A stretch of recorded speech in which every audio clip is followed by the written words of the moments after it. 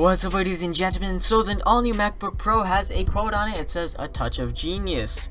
The irony is so strong that I could take a bite out of it. So of course, guys, why exactly is this not a touch of genius? Well, first of all, we wanted a touchscreen. There's no touchscreen. Instead, we get this puny little touchpad over here, which they call innovation. But get this, guys.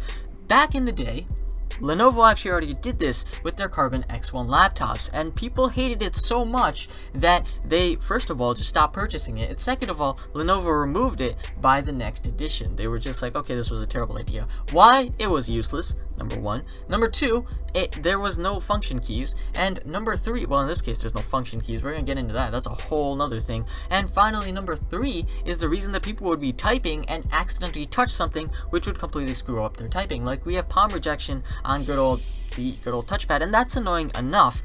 Imagine having that thing, especially if you're not the best typer in the world. Alright, so of course another big reason is your brand new iPhone 7, right? People are bickering that they cannot use the headphones that came with their iPhone 7 because there's no lightning input on this laptop. So those headphones that they got are useless. But here's the thing. If you got the new iPhone 7, the headphones aren't the least of your concern. You see, guys, the iPhone is not charged by a good old USB Type-C connection. So, you know what? You're kind of screwed when it comes to this, because you will no longer be able to charge your iPhone with a MacBook. So if you get the MacBook Pro and if you have the iPhone 7 without buying a $45 adapter or $25 adapter or some ridiculously priced adapter, you simply cannot charge your phone. Now, I can only imagine what types of pain people will go through to deal with that, if people deal with it in the first place. But if you guys look on Reddit, people are just absolutely raging, so I'm not too worried about too many professionals buying this. Take a look at this. One guy goes, "I'm a photographer who uses the SD card slot daily for the Pro machine, but they got rid of it along with a bunch of other things I use on a regular basis," which brings me to my next point. My $2 MP3 player from 2007 has an SD card slot. Like, SDs are massive. They are not gonna go away. Okay, maybe the headphone jack might go away, but SD cards, no way that SD cards are going away. It's almost impossible. Cameras use them, DSLRs use them, MP3 players use them for transfer storage. Now we're getting like insane SD cards where SanDisk is coming out with things like 1 terabyte SD cards and all that. They are not going away in any way, shape, or form. So why would Apple do that? Like if I was a full-fledged photographer or cinematographer, something of that sorts, and I would not be able to transfer my footage from my DSLR to my MacBook, I wouldn't buy it.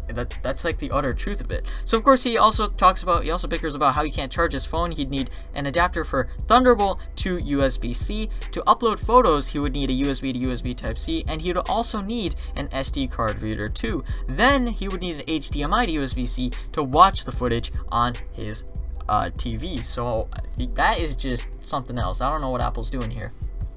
To make things even worse, one of the things that I loved about MacBooks from the beginning of MacBooks as a whole is MagSafe, right? MagSafe is this cool little thing that basically unplugs. We all know what it is, but it basically unplugs when your device is about to go flying because you accidentally tripped over the wire, or your dog is chewing on the wire, or something is going on with the wire, and the little magnetic strip just pops off. Now, of course, we're going to complain that, yes, the thing does pop off way too much, but at the same time, guys, they could have redesigned it. Like, do they seriously have to just get rid of it? Like, what is the logic behind that? It's so much better having that cool little safety. But now if someone does trip over your MacBook, the thing is going to go flying. Your screen's going to either shatter, or your logic board is going to shatter, which is even worse. So yeah, have fun. That's going to be lovely to fix later on.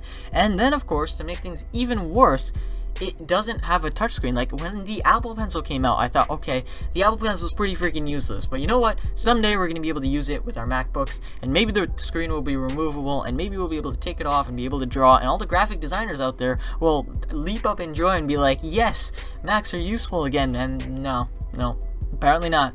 But then they're like, you know what, guys? Instead of doing that, instead of adding Force Touch into our phones, instead of adding it into our laptops, which would make so much more sense, let's just go ahead and ask them for more money. Yes, believe it or not, this cool little thing that doesn't even have half the amount of things that the last edition had costs more for the 8GB version. It's $3,000 for the 8GB version, and no, you cannot upgrade anything in that. There's no room for an SSD. Yes, technically speaking, they have a hybrid HDD/SSD in it, but get this, that's their cute way of saying, yes, the SSD/hard drive can still fail, and if it does, you know what, you're kind of screwed. You know, honestly guys, if they simply did their typical thing where they gave it a little spec bump, and then they went ahead and gave it a space gray color, better screen, and speakers, and a larger trackpad. Like, people were complaining about Apple not innovating and whatnot, but you know what, people were at least buying the things because they're stuck in the ecosystem, and they're like, you know what, it's fine as long as we get the handful of upgrades here and there, and as long as Apple's not taking things away and just asking for more money so they can keep manufacturing costs down. Like, but now they're just taking things away. Like, at this point, I'm just like, what the heck? Like, if you think about it, compare this to the Microsoft Surface, which is new. It was a first generation device, and it could do all of that. What is the next version gonna look like? And then Apple completely got toasted the other day with Microsoft's all new announcement for their desktop variant, which competes directly with the iMacs. And the iMacs, they're probably gonna remove like the screen next. So at this point, I don't even know, guys. Hopefully you enjoyed this video. If so, leave a like and don't forget to subscribe. Thank you guys for watching. This is going to be me logging off.